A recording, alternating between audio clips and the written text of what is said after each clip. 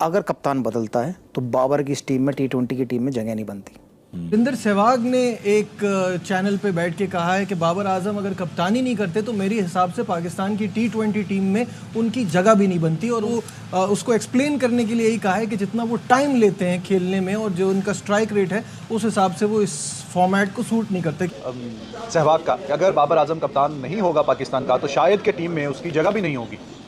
से बात करें, बाबर आजम की बैटिंग रोल आपको तभी खटकती है जब वो कप्तानी के रोल में खेलते हैं, क्योंकि कप्तानी के रोल में वो रिजवान को भी कैरी करते रहे, वो फिर फखर को भी कैरी करते रहे। वीरेंद्र सहवाग ने एक चैनल पे बैठ के कहा है कि बाबर आजम अगर कप्तानी नहीं करते तो मेरे हिसाब से पाकिस्तान की T20 टीम में उनकी जगह भी नहीं बनती। और उन्होंने वो उसको एक्सप्लेन करने के लिए यही कहा है कि जितना वो टाइम लेते हैं खेलने में और जो उनका स्ट्राइक रेट है उस हिसाब से वो इस फॉर्मेट को सूट नहीं करते। क्या कहना था वीरेंद्र सहवाग का, वो आपको दिखाते हैं।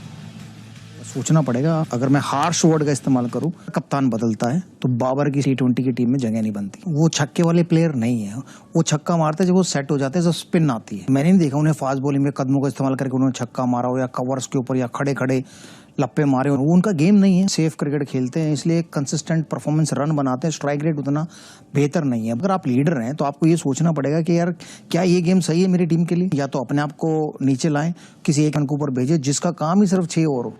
वासिद भाई, आपने तो 3 छक्कों की बात की थी, वो तो एक छक्के में ही कह रहे हैं बड़ा मुश्किल है फास्ट बॉलर पे मारना।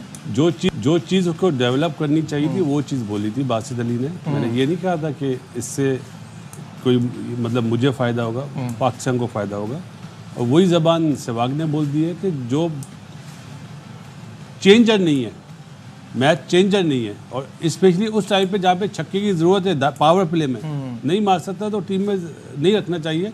लेकिन अब ये बातें हो रही है, पहले ये बातें कोई सोच भी नहीं रहा था कि 4000 रन। हमारा मसला ये ना, हम पर्सनल माइलस्टोन पे बहुत खुश हो जाते हैं। रैंकिंग नंबर 1 पाकिस्तान रैंकिंग पर आ गया T20 की, या बाबर नंबर 1 बैट्समैन आ गया, या शाहीन नंबर 1 बॉलर आ गया। जिम्मेदार प्लेयर नहीं है, इसका जिम्मेदार बोर्ड है। आप उन चीजों को हाईलाइट करते मेरे हैं भाई, आप सीरीज हारने का तो पूछते नहीं है, बोर्ड गुलाम बना हुआ है ना।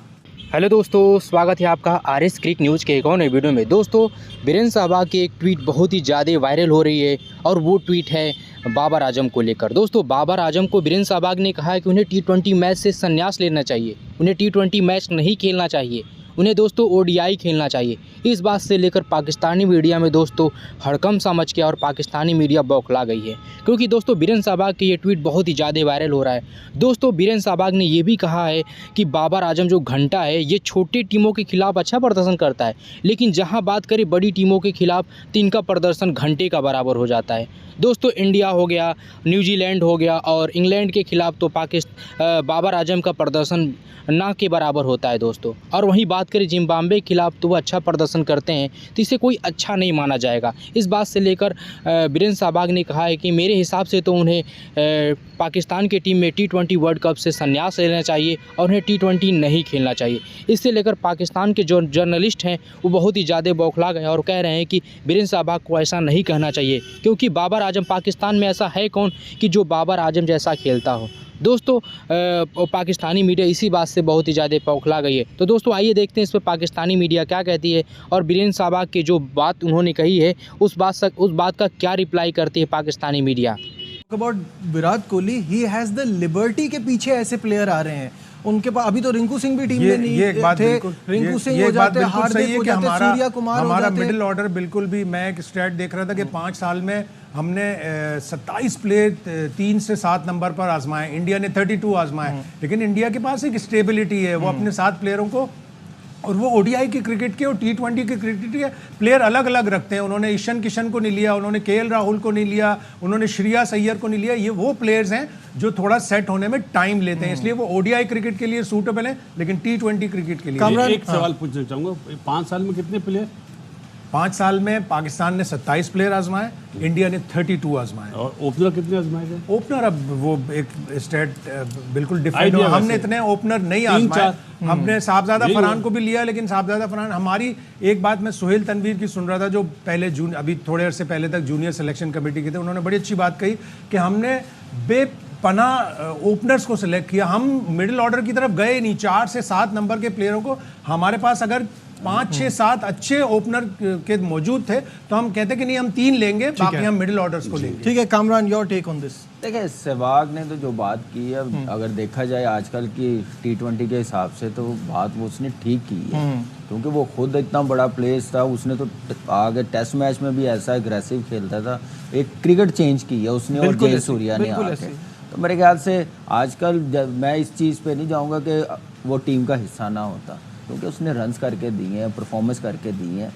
मसला क्या आया कि हमने वो प्लेयर्स डेवलप नहीं किए हैं, कंपटीशन टीम में रखा ही नहीं है। जो बाबर को आके थोड़ा टफ टाइम देते हैं कि भाई पुश करते। अगर बाबर 3 वर्ल्ड कप खेला, 7 छक्के मारे, तो इसका मतलब है कि टीम मैनेजमेंट, बाबर कप्तान था, तो ये उसकी वीकनेस है कि उसने टीम में कंपटीशन रखा नहीं। जैसे बात की है कि ओपनर्स इतने हमने रखे हैं, मिड ऑर्डर को इतना चांस दिया, वो चांस आपके सामने किन लड़कों को दिया? गलत इन्वेस्टमेंट की है बाबर ने, पाकिस्तान क्रिकेट बोर्ड ने, सेलेक्टरों ने।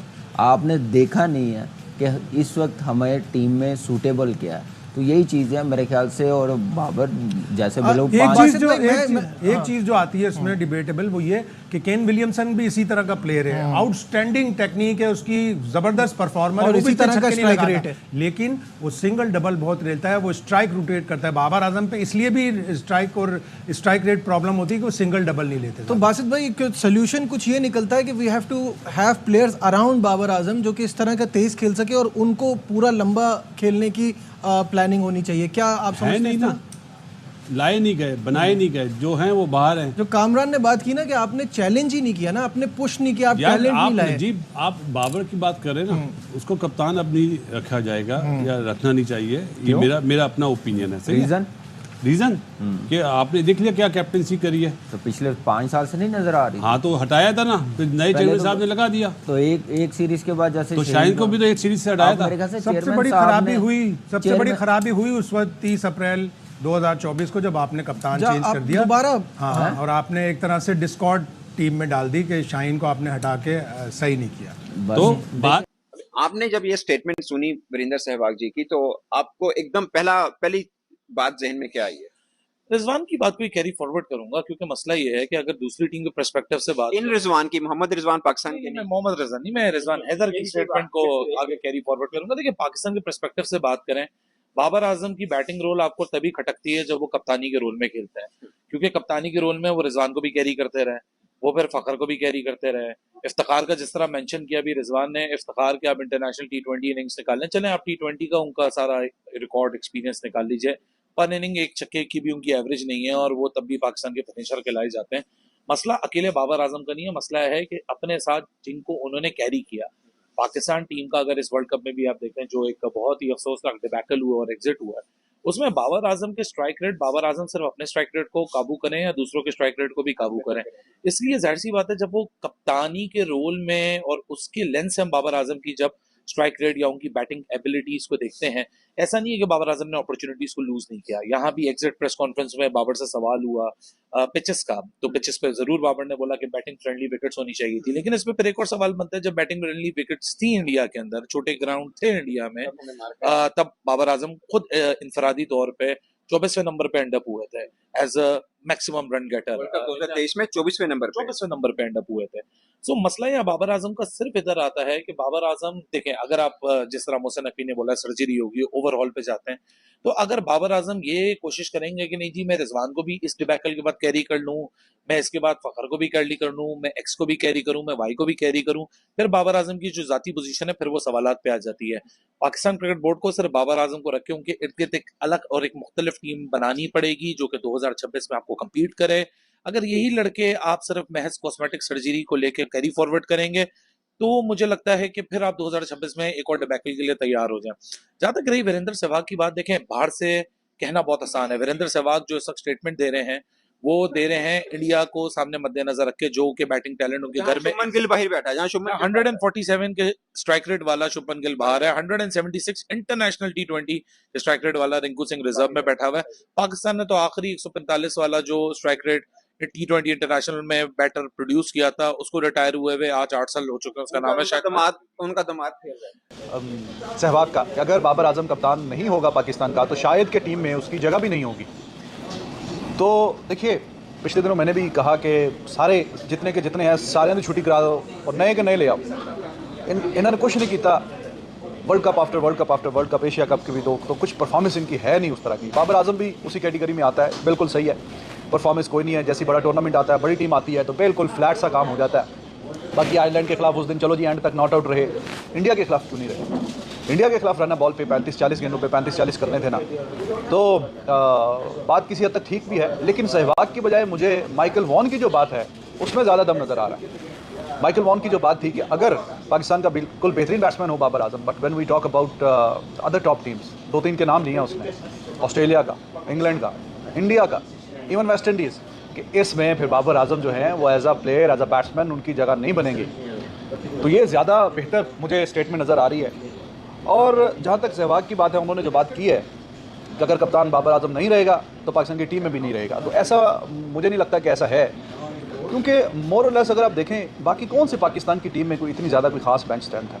अगर ऑस्ट्रेलिया स्मिथ को छोड़ के आया, ऑस्ट्रेलिया उसको नहीं लेके आया, तो उनकी टीम में आप बेंच स्ट्रेंथ देखें, स्टॉइनिस है, मिच मार्श उनका कप्तान है, टिम डेविड है, मैथ्यू वेड वगैरह, सारे मतलब एक से बढ़ के एक। उन्होंने फैसला कर लिया कि ठीक है हमने स्मिथ को नहीं लेके जाना, हम अभी जो हमारे पास ऑप्शन हैं उनको यूटिलाइज़ करेंगे।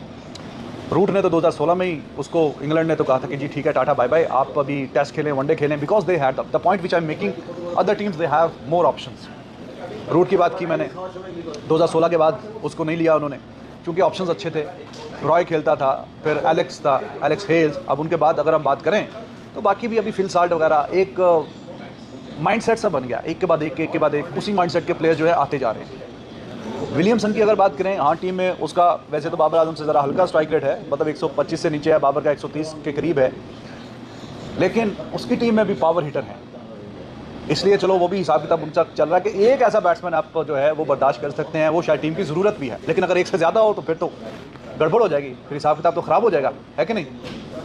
अगर उन्होंने भी गुप्टिल जैसे बैट्समैन को बाहर निकाला है तो ऑप्शन उसका फिन एलन का था उनके पास, तो फिर जाके उन्होंने बाहर निकाला है जनाब गुप्टिल को। जी गुप्टिल जी, आप अभी बहुत अच्छी आपने क्रिकेट खेली है, पाकिस्तान के लिए बहुत सर्व किया है, सॉरी न्यूजीलैंड के लिए बहुत सर्व किया, तो अभी आप ज़रा थोड़ी छुट्टी करें ज़रा। वीरेंद्र सहवाग के इस स्टेटमेंट पे पाकिस्तानी मीडिया ने कहा था कि वीरेंद्र सहवाग को ऐसा नहीं कहना चाहते, क्योंकि बाबर आजम बहुत ही बड़ा प्लेयर है।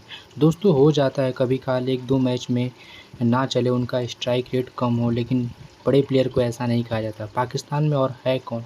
बाबर आजम तो अच्छा खेला वर्ल्ड कप में, पाकिस्तान के लिए तो सबसे ज़्यादा रन मारा, इसलिए बाबर आजम सही है, बस उसे थोड़ा और बेहतर करने की ज़रूरत है। इसलिए पाकिस्तानी मीडिया बहुत ही ज़्यादा गुस्सा है और कह रही है कि वीरेंद्र सहवाग को ऐसा स्टेटमेंट नहीं देना चाहिए था। वो कहते हैं कि हाँ अपना स्ट्राइक रेट थोड़ा सुधारे, उनका स्ट्राइक रेट बहुत कम हो गया, तो ये कोई बात होती है, लेकिन वो डायरेक्ट कह रहे हैं कि उन्हें T20 मैच में नहीं खेलना चाहिए। इसी बात से लेकर पाकिस्तानी मीडिया बहुत ही ज़्यादा गुस्सा है और वीरेंद्र सहवाग को बहुत कुछ सुना रही है और कह रही है कि उन्हें ऐसा नहीं कहना चाहिए था। तो दोस्तों, इस वीडियो में इतना, मिलते हैं आपसे एक और नए वीडियो के साथ, तब तक के लिए जय हिंद।